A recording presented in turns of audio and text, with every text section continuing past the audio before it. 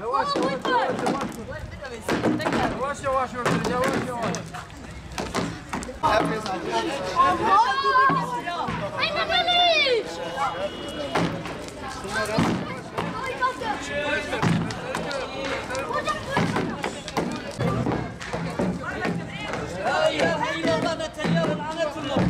İsrail'de yapılan katliamı unutturmamak için, halkımız içinde farkındalığı oluşturmak için bu tür eylemlerin devam etmesi gerekiyor.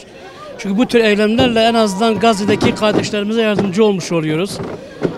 Gazze'deki kardeşlerimize yapılan katliamları tekrar halkımıza hatırlatmış oluyoruz.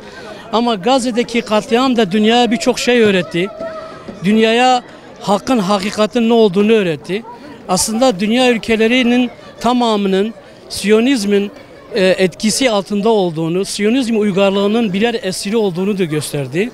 Demokrasiymiş, liberalmiş, cumhuriyetçilikmiş, demokratlıkmış, insan haklarıymış, insan hakları evrensel beyannamemiş, bunların hepsinin boş olduğunu gösterdi. Çünkü Gazze'deki katliam halkların uyanmasına vesile oldu. Halkların aslında kendi liderlerinin ya da kendi devletlerinin Siyonizmin birer maşası olduğunu ortaya çıkardı. Bu tek başına yeterli bir sebeptir. Tabii bunun öğrenebilmesi için maalesef birçok kurban verdik, birçok şehit verdik.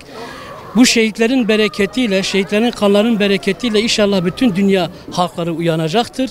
Siyonizmin gerçek yüzünü görecektir. Ki bugün insanlığın en önemli vazifelerinden olan bir tanesi Siyonizmin ne olduğu, İsrail'in yaptığını tüm dünyaya duyurmaktır.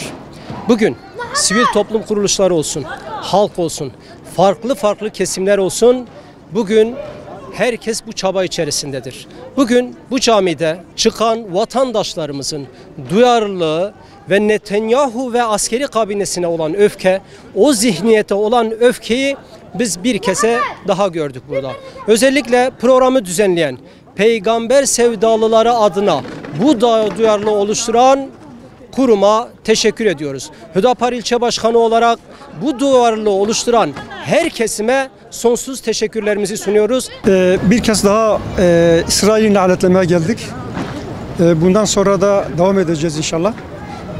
Ümmetin birliğine ve beraberliğine olmasını dileğiyle.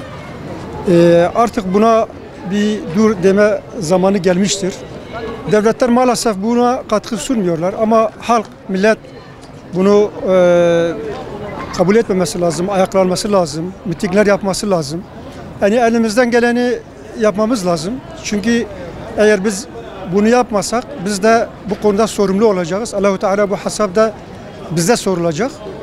Ümit ediyoruz milletimizin uyanışına. Artık Batı uyanmış.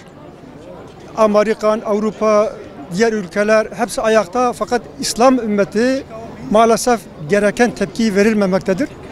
Umuyoruz bundan sonra gereken tepki verilecektir. Teşekkür ederim.